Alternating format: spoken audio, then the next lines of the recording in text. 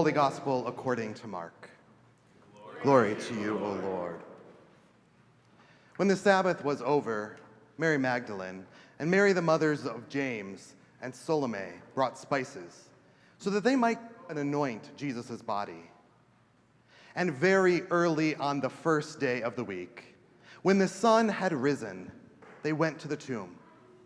They had been saying to one another, "Who will roll away the stone for us from the entrance to the tomb?"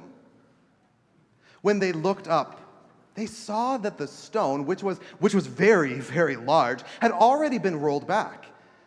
And as they entered the tomb, they saw a young man, dressed in a white robe and sitting on the right side. And they were alarmed. But he said to them, "Do not be alarmed. You are looking for Jesus of Nazareth, who was crucified. He has been raised. He is not here. Look, there is the place that they laid him. But go, tell his disciples and Peter that he is going ahead of you to Galilee. There you will see him, just as he has told you." So they went out and they fled from the tomb, for terror and amazement had seized them. And they said nothing to anyone, for they were afraid. The Gospel of the Lord. Praise to you, O Christ.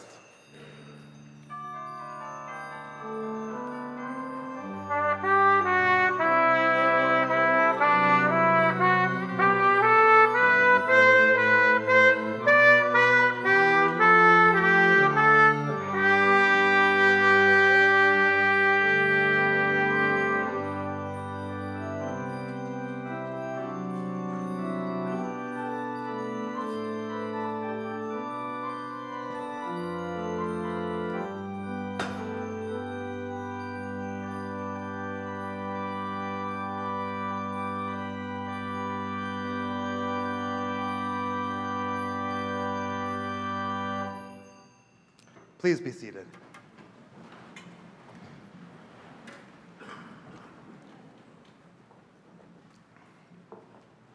So on this Easter Sunday, I'm excited because this is my favorite version of the resurrection narrative.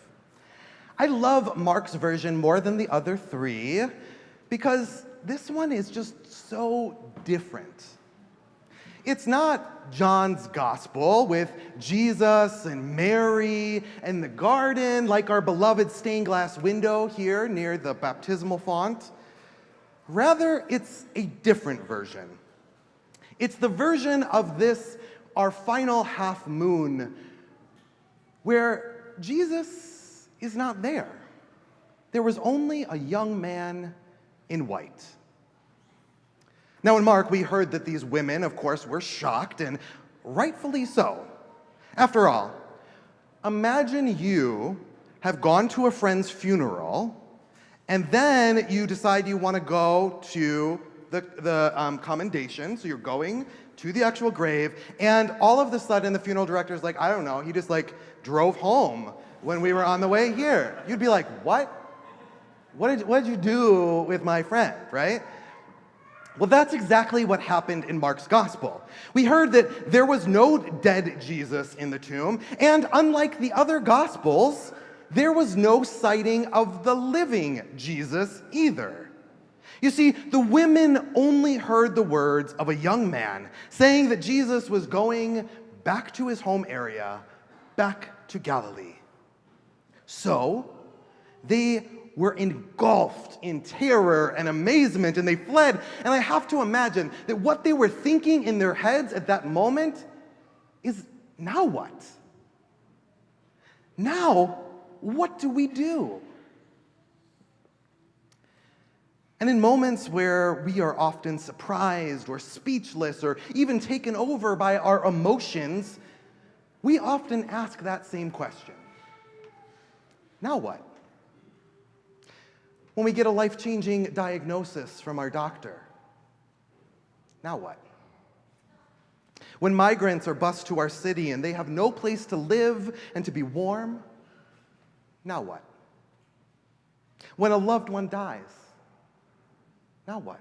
How can we go on? When a bridge collapses, or we come to understand that we are queer, where we're going through a divorce, now what do we do with this? Or when we're laid off, or had yet another miscarriage after trying oh so hard. Or when a war seems to never end in Gaza or Ukraine, now what in the world do we do? You see, there are so many moments in life where our emotions take over. Fear causes us to fight or flee or freeze or fawn over another. Anger swells towards the injustice that is going on in the world. Sadness takes over and leads us to withdraw and wither. And the thing about all of this, it's not just a nice Pixar movie with these emotions, and it's not just a modern understanding of emotion, but for thousands of years, the biblical authors have spoken about and offered responses to our varied emotions. And what we saw in today's gospel reading is not a new thing. For our reading describes the women's reaction as terror and amazement. Or to translate this a little bit differently from the Greek, it was that a trembling out of anxiety and amazement is what took over these women. And it's not that Mark is just some patriarchal, condescending man writing about these women being overly emotional. Now, don't get me wrong, patriarchy is plentiful in the Bible, but that's not what's going on here. You see, it's actually the opposite. What Mark did here was to use terror and amazement as a phrase to cue us into something divine. You see, throughout the scriptures, we find that this phrase, terror and amazement, indicates the great awe that is felt by the encounter. And it's often accompanying fear and speechlessness. This is the quintessential human response to divine manifestations, and we see it over and over and over again happening to men in the scriptures. But here, women are having the divine manifestation of God. And so I get their emotional feeling. I mean, those moments when you are experiencing something that brings awe and anxiety and amazement all at the same time. It might be that time when you first saw your newborn child and you had no idea what you were going to do with this thing now. Or when you have a near-death experience that gives you a second chance at life and leaves you wondering, what do I do now? Or it's the beautiful sunset, or the unexpected generosity of a stranger, and it's the real possibility that you're involved in something that you never thought could happen that is just mind-blowing.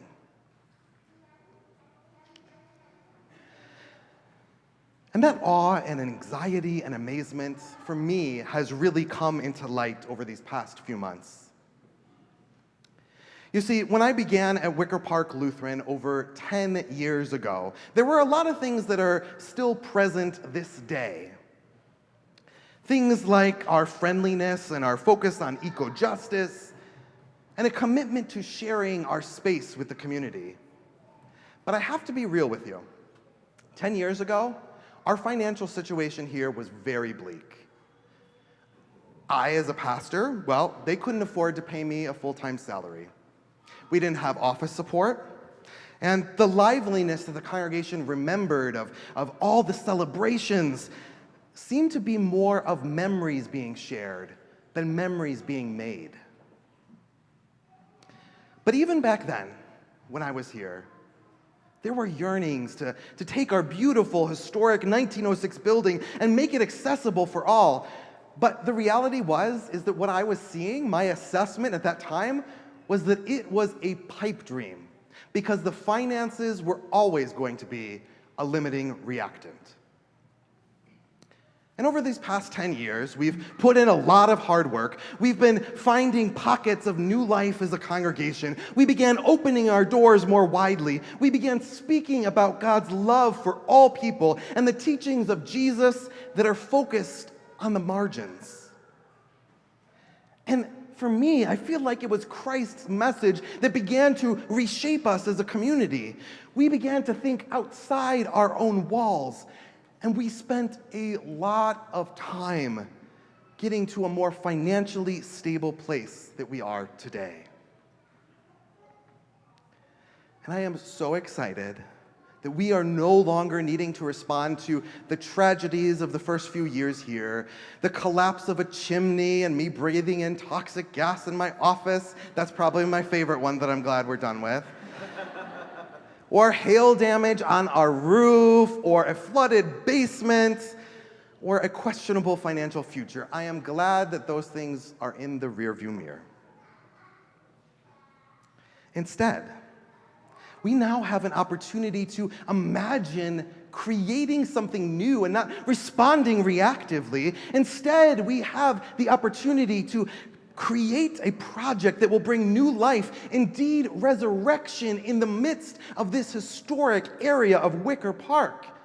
And so what we started doing is we started thinking. We started looking at what ADA accessibility would look like. We started developing family-friendly, gender-inclusive bathrooms. We started expanding our community center by offering more low-cost community spaces so that we could really continue to do what we've already been doing, which is to bring spiritual and social support to our community. And I have to say, as we were going down that route, it got me more and more anxious. And frankly, at times I felt speechless. I wondered how, after all of this planning, how would a small little church like us with an annual budget of about $350,000 imagine a $3.9 million investment in our community? But you see, that's the thing about resurrection. It often leaves us speechless. We wonder if it's really possible, or if there's a way we can shimmy around reality. We have a tendency to run away from it and keep silent and say, you know what, it's much easier to just trot along and go to a different congregation. That's both for me and for you all. And so then something started to happen. We saw God working through our first $100,000 grant, and then we got another $20,000 grant, and then we got a large $250,000 grant, and then members started giving their pledges, and before we knew it, we were well on our way to the next phase of the campaign to raise $1.4 million. And I have to say, I stood in awe, thinking about how the community and the congregation have already responded and surpassed what would be almost 2 years of our operating budget, and we haven't even fully began fundraising. And I say all of this not to just bring awareness for God's work in this place, because you have to see that this is a resurrection story in this place. To go from a place 20 years ago where the city wanted to condemn this building, where the denomination of ours wanted to shut it down, where an Easter Sunday would maybe see 50 or 60 people, to today where we look around this place and we see resurrection. Friends, this is new life. This is Easter. And you see, just like those women at the tomb on that first Easter morning, well, they were met with a radical shift on how the world was operating. Well, you see, this experience left them speechless and they fled. But because we heard their story today, we know that they didn't just run away silent. Rather, they told their story. And they realized that Christ was found back at home in Galilee. You see, they began to know something that was kind of a seismic shift in the time. They began to realize that God was not only in Jerusalem's temple, but that God is present in our everyday life. And I know that you're like, okay, it's brunch time. And so I've got one last thought, and then we'll move on, okay? Because this is what I think really hammers home my love for Mark's gospel. You see, throughout Mark's gospel, we heard that this thing happened, and then this thing happened, and then Jesus did this healing, and then Jesus went there, and then Jesus, and then today, as we get to the end of Mark's gospel, so the last thing that we read, that's how Mark's gospel ends. There's no resurrection appearances, but instead, the very final word in Greek is gar. Now, the English translators, they fooled us all. They didn't translate it. That's why they make us learn Greek and Hebrew, so that I can say, they did not do it right. And so I'm going to help you out here, and you're probably going to learn something that you didn't know today. So this word gar, this word is translated as then. So you see, Mark's gospel, all the way at the end, finished with the word then. You see, it was open-ended. It's the first century to be continued. It is meant to say that Christ's resurrection story is only the beginning. For it is you and me, it is we are continuing the resurrection story. For Christ's resurrection has primed us to experience new life. And so that final then imagines and invites us to fully imagine how we can see resurrection all around us, how we can begin to complete the sentence, the next paragraph, the next chapter, the next book. You see, you might not care at all about our Place for All Giving campaign, and that's okay. But you might see resurrection in coming to better know yourself as a queer person and living in God's radical acceptance and love. Or you might see how migrants and refugees who come to this city are experiencing new life over and over again. Or you might see and experience new life in finally getting a job that got you away from that jerk boss. You might see it in a new relationship. You might see it in a new outlook on life. You see, Mark's gospel is reminding us that God is forever with us, that God loves us, and that God is out there stirring up resurrection around us each and every day. And so today, before or after brunch, before or after your nap, remember that Christ's resurrection is all around. Notice the new life and appreciate God's gifts in the smallest of ways. And then know that Mark is inviting you to take it one step further. Remember how it all ends, with an invitation to respond and embody resurrection. For with God's gifts, you and I, it is we who keeps writing the story of resurrection. And so my prayer for you today, when you may be in awe, when you may be amazed, and when you may be in fear, and then